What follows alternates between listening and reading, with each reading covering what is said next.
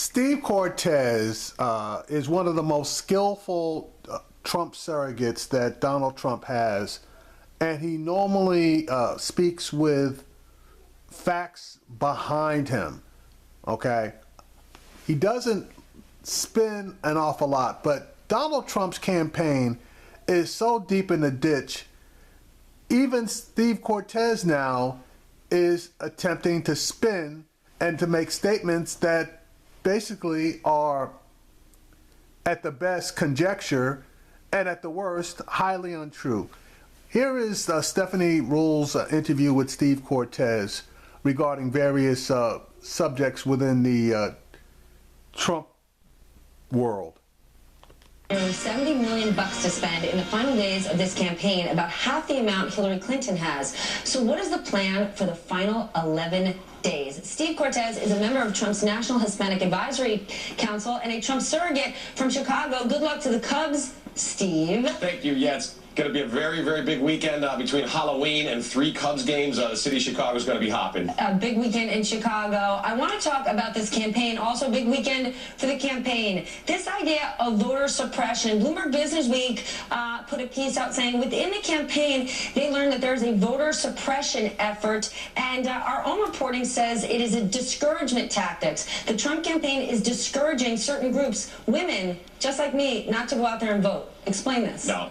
That's not true at all. And I think even to use the term voter suppression, to me, is just completely false, and it's misleading because it makes it sound like we're trying to cheat somebody out of their right to vote. I think what is accurate is that there's an incredible enthusiasm gap, meaning that our supporters, Trump supporters, are practically maniacal in their support for Donald Trump, whereas Hillary Clinton supporters, even the folks who claim they want to vote for her, they're not enthusiastic about it. They're voting for her grudgingly so. And so given that, I think she has a potential problem with turnout. But this is nothing related to voter suppression. I'll tell you, you mentioned I'm in Chicago. I'm in a very blue city, so I come across a lot more Hillary voters than I do Trump. I have yet to come across, and I know this is just anecdotal, but I've yet to come across a single Hillary voter who tells me, you know what, I love Hillary Clinton. I can't wait to vote for her. But you don't need to love her. Steve, you don't need to love her.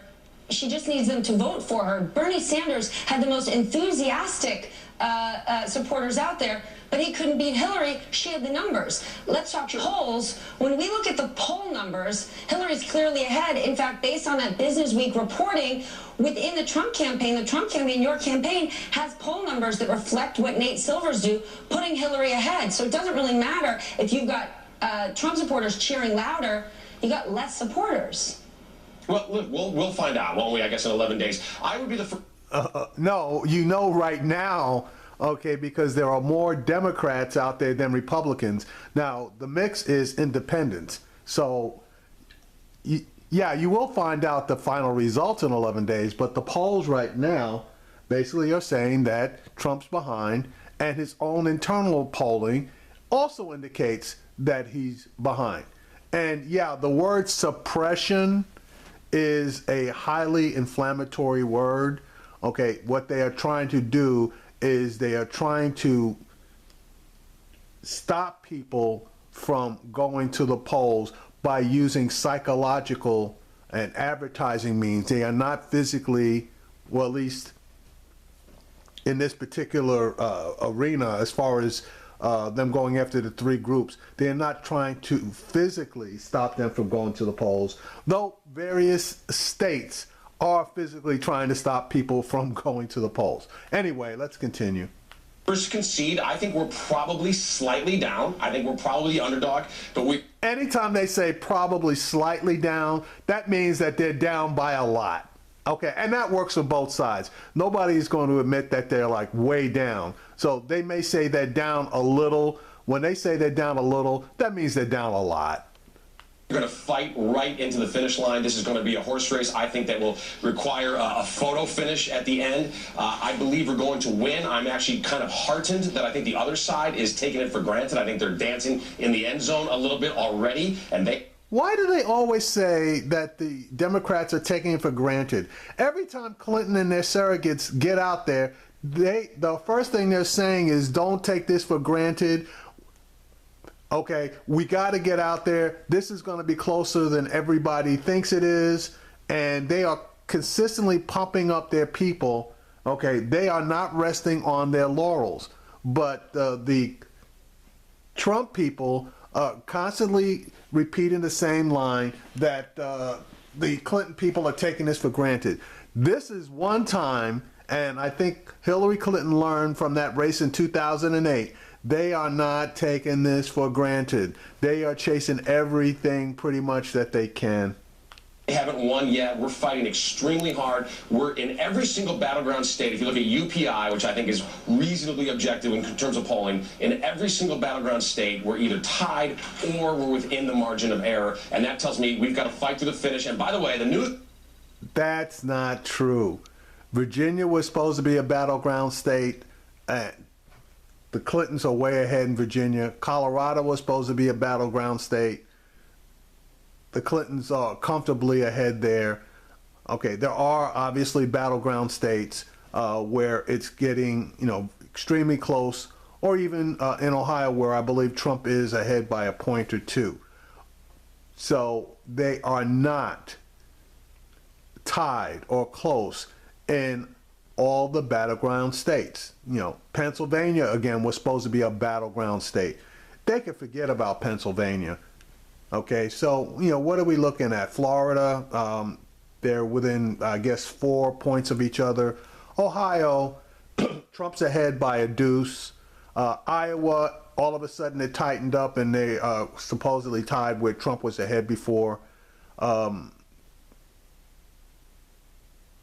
to think of some of the other, New Hampshire, Clinton pulled ahead by, I believe it was 6 points. So, no, Clinton's pulling away from this guy, and she's going to definitely get to 270. Now, whether she gets to 300 or 320, that's another matter entirely.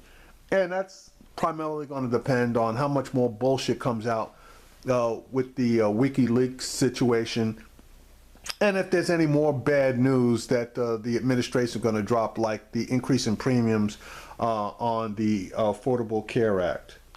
Flow for once is benefiting us because the scandals that are coming out about the Clinton cartel, and that is really what they have operated for years, the scandals that are coming out and new information coming out is really, I think, working in our benefit and showing that she's a fundamentally flawed and corrupt candidate. Well, getting your message out, it's clear this is the time to do it. Money would definitely help you. Now, Donald Trump has said he's putting $100 million in. Where is it? Because based on the last report, it was just $30,000, and it wasn't even a check. He was just moving staff members from Trump companies to the campaign. Where's all the money?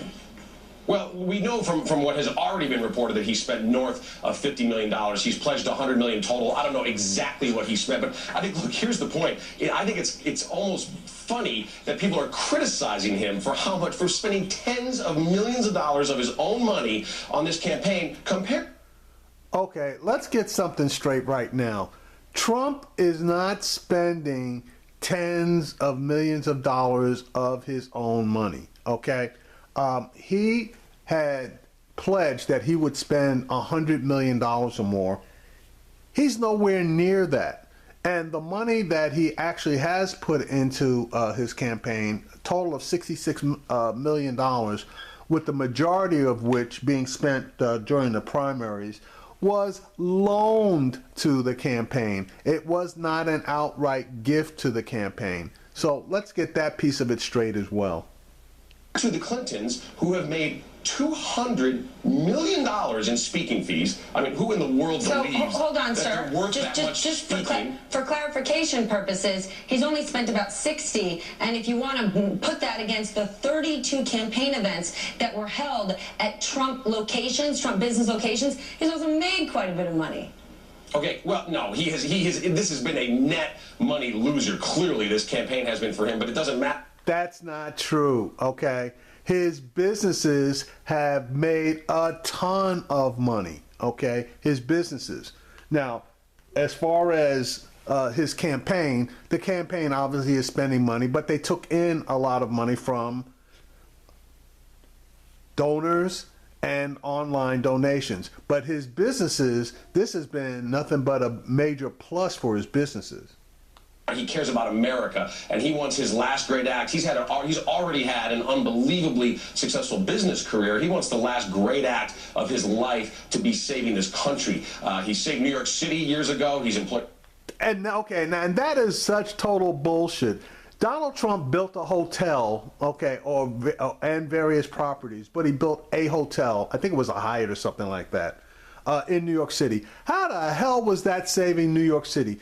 This is just bullshit propaganda that these guys are spewing. Building a hotel in New York City is not saving New York City. I'm from New York, and what Steve Cortez just said is a load of crap. Tens of thousands of people. He's built amazing buildings all over the world. Now he wants to take those same skills to rebuild America, hold on one to second. reclaim our government, to reignite our economy, and to I think she's going to catch him here on that saving New York City bit. restore our security. How would you say he saved New York City? I'd love to know that. I'm a New Yorker.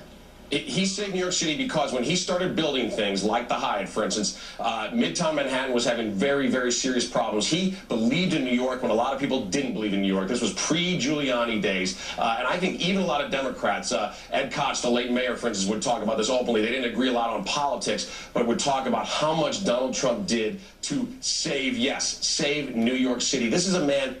That is such bullshit.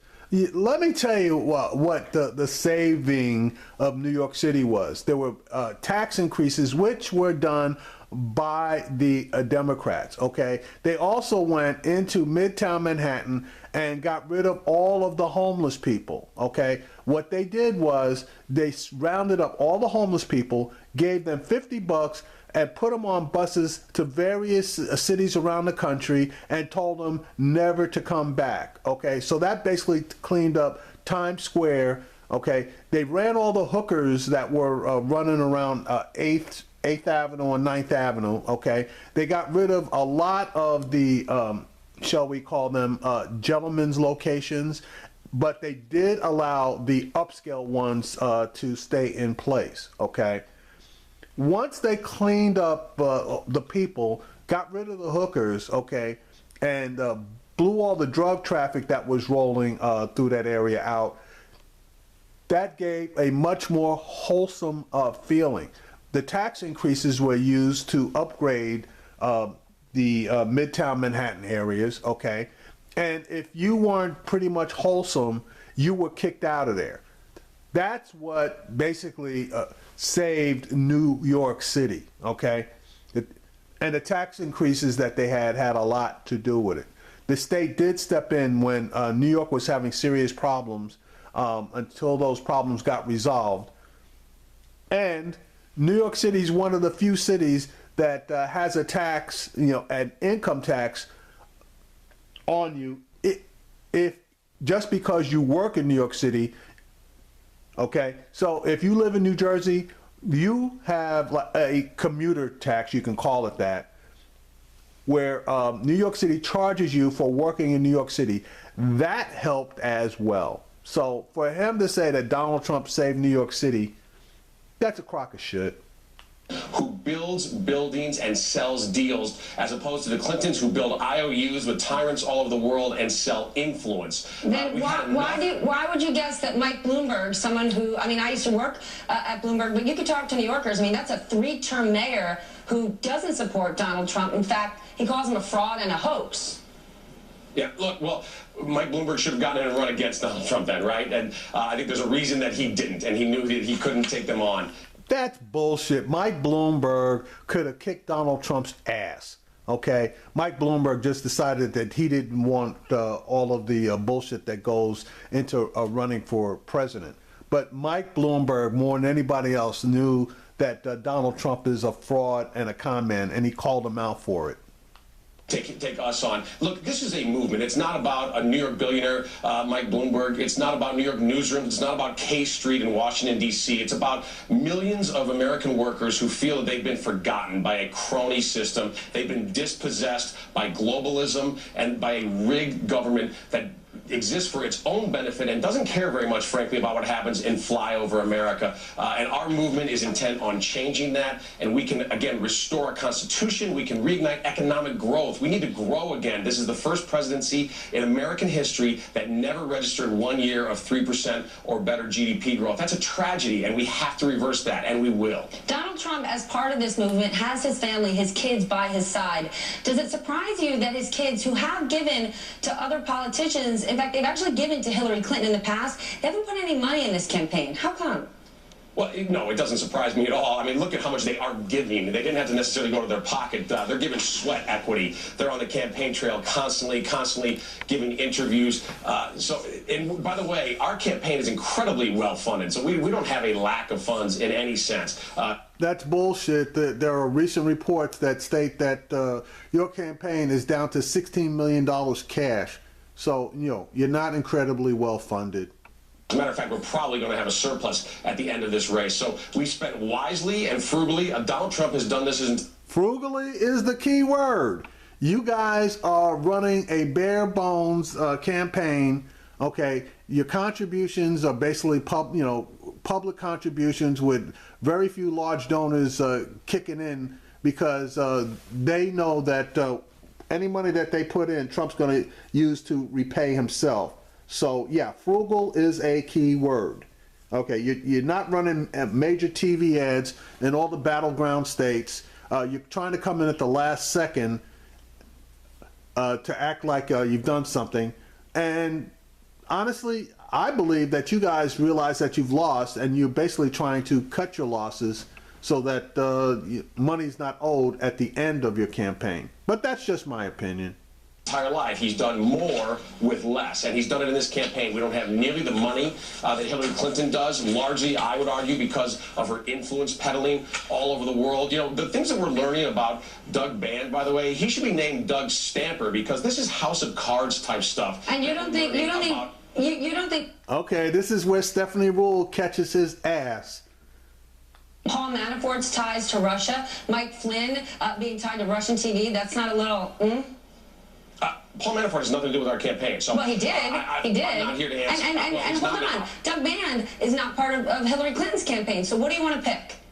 No, but he is very much a part of the Clinton. He's caught, and she's got his ass. Machine. As was Paul Manafort was very much.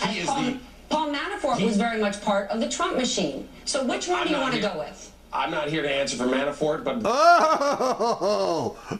but you bring up somebody that's not involved in the Clinton campaign. She brings up somebody that's no longer involved in the Trump campaign.